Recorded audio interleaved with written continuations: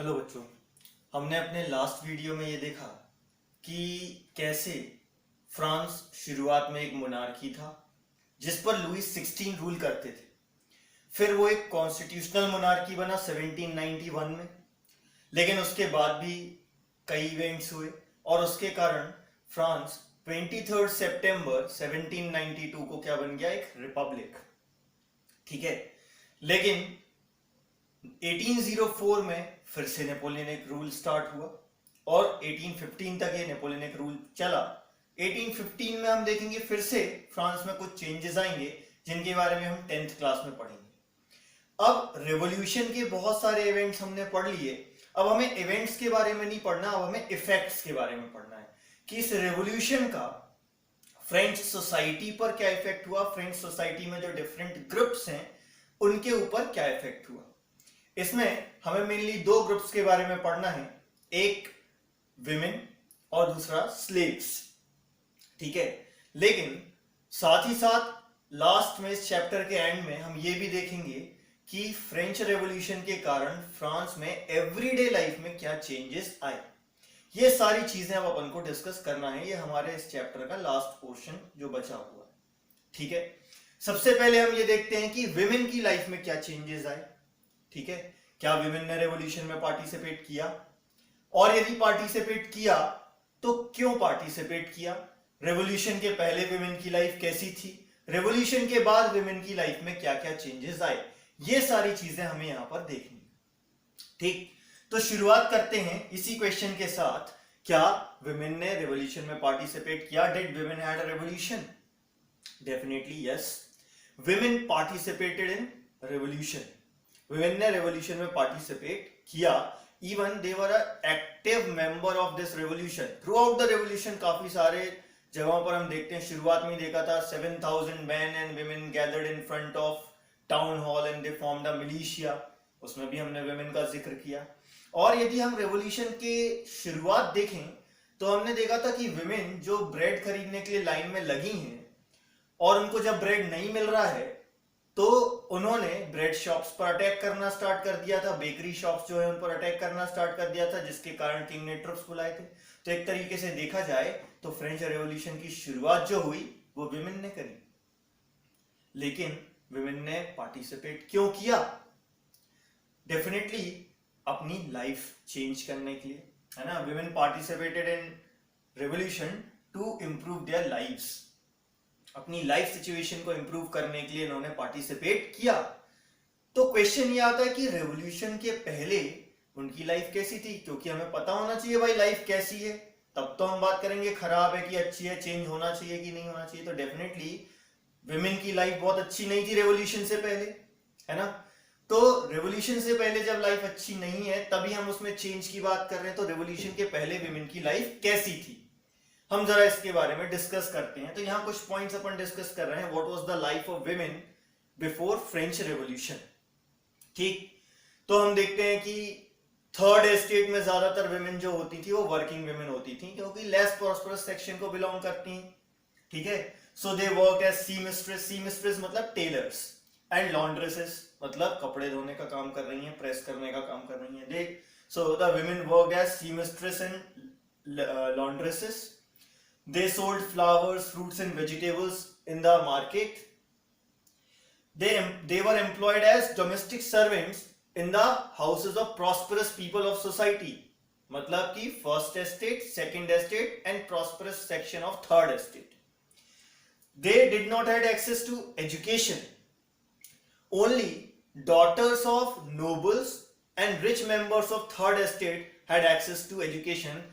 Only those women were able to study in a convent, और convent में भी उन्हें कोई बहुत साइंस या मैथ्स नहीं पढ़ाया जाएगा। डेफिनेटली उनको ऐसी चीजें पढ़ाई जाएंगी जो अपर क्लास में पहले विमेन के लिए सही मानी जाती थी, like music, cooking, how to read, write, how to sit in a meeting और इन अ फैमिली गैदरिंग, कैसे बैठना है उठना, ये सारी चीजें उन लोगों को सिखाई जाती थी और इस चीज की एजुकेशन उनको दी जाती थी। ठीक है, तो सिर्फ जो नोबल्स हैं या थर्ड एस्टेट की जो रिच मेंबर हैं उनकी जो डॉटर्स हैं वो पढ़ सकती थी, और वो भी एक कॉन्वेंट में। कॉन्वेंट हम पहले ही पढ़ चुके हैं कि a particular building related to a religion. ठीक, इसके अलावा विमेन के वेजेस भी मैन के कंपैरिजन में कम थे, और साथ ही इन विमेन को, जो वर्किंग विमेन है, इनको अपनी फैमिली का भी ध्यान रखना है। They have to take care of their families.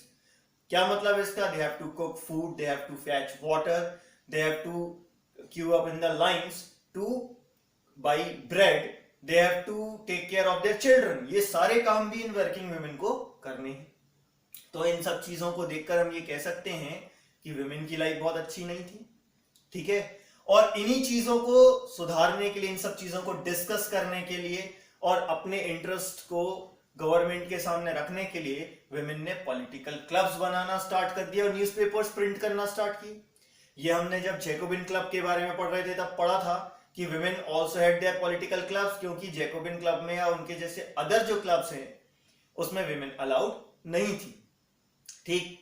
तो विमेन ने अपने खुद के पॉलिटिकल क्लब्स बनाना स्टार्ट कर दिए और फ्रांस की डिफरेंट सिटीज में करीब 60 से ज्यादा पॉलिटिकल क्लब्स सामने आए, ठीक है। इनमें से सबसे ज्यादा फेमस जो पॉलिटिकल क्लब हुआ वो था the society of revolutionary and Republican women. देखो नाम से ही समझ में आ रहा है कि इनकी सोच क्या है, वो रिवोल्यूशनरी हैं और रिपब्लिकन है। रेवोल्यूशनरी हम जानते हैं और रिपब्लिकन भी हम जानते हैं, दोनों वर्ड का मीनिंग हम जानते हैं। तो इन विमेन की आइडियोलॉजी हमें समझ में आ गई है कि चुपचाप बैठकर, शांत बैठकर अपना काम करने वाली नहीं है, ये रेवोल्यूशन को सपोर्ट कर रही है। और रिपब्लिकन विमेन है, मतलब रिपब्लिक की बात कर रही है, रिपब्लिक को सपोर्ट कर रही है, जहां पर head of the government and government दोनों इलेक्टेड पर्सन, ठीक है। इनकी सबसे इंपॉर्टेंट डिमांड जो थी वो ये थी that women should also have rights, especially political rights as men। क्योंकि हमने देखा the Constitution of 1791 categorized women as passive citizens, है ना। 1791 का जो कॉन्स्टिट्यूशन बना था फ्रांस में, उसमें विमेन को पैसिव सिटीजन की कैटेगरी में रखा गया था। तो इसीलिए इस पॉलिटिकल क्लब की या इस जैसे जो अदर पॉलिटिकल क्लब्स हैं उनकी सबसे इंपॉर्टेंट डिमांड क्या है? Same political rights as men. And what does they mean by same political rights? Right to vote, right to get elected in the assembly and right to hold political offices. ये इनकी main demand थी, ठीक। अब जब ये political clubs बने, इन्होंने अपनी डिमांड्स रखी, तो क्या विमेन की लाइफ में कोई चेंजेस आए रेवोल्यूशन के बाद? क्या रेवोल्यूशनरी विमेन ने विमेन की लाइफ इंप्रूव करने के लिए कुछ किया? डेफिनेटली। तो क्वेश्चन यहां से ये बनता है, what were the changes in the life of women after revolution of 1789? तो यहां पर हमने क्वेश्चंस देख लिए, दो क्वेश्चंस देख लिए। How was the life of women before 1789? दूसरा question, what were the changes in the life of women after 1789? ठीक। तो क्या क्या चेंजेस आए? सबसे पहले जैसे ही स्टेट ओन्ड स्कूल स्टार्ट हुए तो एजुकेशन, जो कि बहुत जरूरी होती है किसी भी पर्सन के ओवरऑल डेवलपमेंट के लिए, तो schooling was made compulsory for all girls, ठीक है। दूसरी चीज क्या? Women could not be force into marriage against their will, जबरदस्ती उनको शादी करने के लिए मजबूर नहीं कर सकते। Marriage was made a contract which has to be entered by both men and women, and it was registered under the civil law। Registry होती है मैरिज की, है ना। so marriage was converted into a contract। divorce was made legal, जिसमें man और women दोनों apply कर सकते थे, पहले ऐसा नहीं होता था, ठीक है। तो अब रेवोल्यूशन के बाद डाइवोर्स को भी लीगल कर दिया गया है और मैन और women दोनों इसके लिए अप्लाई कर सकते हैं। women were also empowered to get training for the jobs, they could also become artists and even they can also run small businesses। ये सारे चेंजेस हमें विमेन की लाइफ में देखने मिले आफ्टर फ्रेंच रेवोल्यूशन ऑफ 1789। लेकिन इनकी ये कंडीशन हमेशा एग्जिस्ट ही नहीं है, क्योंकि जैसे ही जैकोबिन गवर्नमेंट बनी तो इनकी लाइफ में फिर बहुत सारे चेंजेस आए, ठीक है। अब अपन देखते हैं कि what was the condition of women during Jacobian government, ठीक है। क्योंकि जैकोबिन गवर्नमेंट विमेन के इन राइट्स को सपोर्ट नहीं करती थी, तो सारे जो पॉलिटिकल क्लब्स वगैरह हैं उन सबको बैन कर दिया गया ड्यूरिंग जैकोबिन गवर्नमेंट, ठीक है। सारी पॉलिटिकल क्लब्स और सारी पॉलिटिकल एक्टिविटीज जो भी विमेन की हैं, all political clubs of women and political activities of women were band during Jacobian government in France.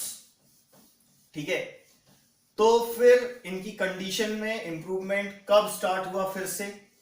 तो ये जो विमेन के राइट्स की लड़ाई है ये बहुत लंबी चली। कई सारे ऐसे पॉलिटिकल क्लब्स थे, विमेन क्लब्स थे जो करीब अगले 200 सालों तक अपने राइट्स के लिए लड़ते रहे, है ना।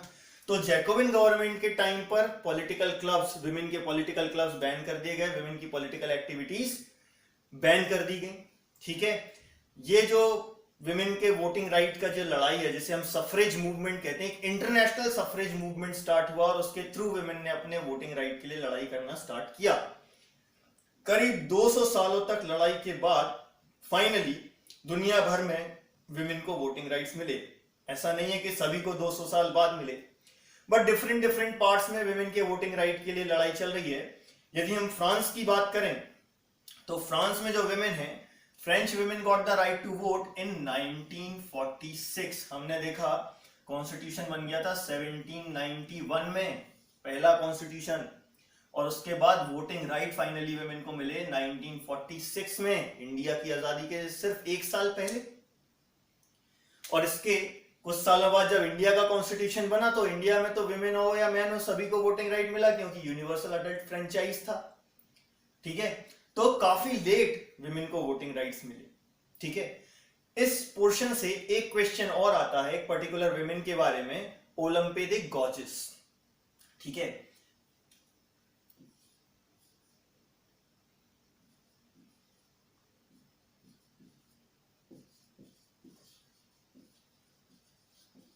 ओलंपे दे गॉजेस। ठीक है, कौन थी ये? She was a revolutionary women. ठीक है, एक रेवोल्यूशनरी विमेन थी। जब 1791 का कॉन्स्टिट्यूशन बना और उसमें शुरुआत हमने पढ़ा था कैसे हुई थी, declaration of rights of man and citizen से हुई थी। इसमें विमेन के राइट्स की बात नहीं की गई थी। तो ओलंपे दे गॉजेस ने क्या किया? She wrote a declaration of rights of women and the citizen and she addressed this Declaration of Rights of Women and Citizens to the Queen and National Assembly and demanded for the rights of women. और जब 1793 में Jacobian government बनी और इन्होंने political clubs, women के जो political clubs उनको ban कर दिया, तो इन्होंने इस चीज को क्रिटिसाइज किया, जैकोबिन गवर्नमेंट को अपोज किया एंड इसके कारण इनको अरेस्ट कर लिया गया। एक नेशनल ट्राइब्यूनल, जो नेशनल रेवोल्यूशनरी ट्राइब्यूनल था, उसमें इनके खिलाफ मुकदमा चलाया गया and she was found guilty and executed after some time. तो इनके बारे में भी एक क्वेश्चन आपको पूछा जा सकता है। एक बॉक्स में आपकी बुक में इनके बारे में दिया हुआ है, आपको इसके बारे में भी पढ़ना है। ठीक है, तो ये हमने देखा कि कैसे विमेन की लाइफ में चेंज आया। फाइनली उनको 1946 में जाके वोटिंग राइट्स मिली। काफी लंबा स्ट्रगल रहा विमेन का। ठीक, दूसरा चेंज हमें देखना है स्लेव्स के ऊपर, कि स्लेव्स के ऊपर फ्रेंच रेवोल्यूशन का क्या इंपैक्ट हुआ। लेकिन ये स्लेव्स आए कहां से, ये स्लेवरी की शुरुआत कैसे हुई और स्लेव्स की जरूरत क्यों है, इन सब चीजों के बारे में हम पढ़ेंगे अपने नेक्स्ट वीडियो में। Thank you.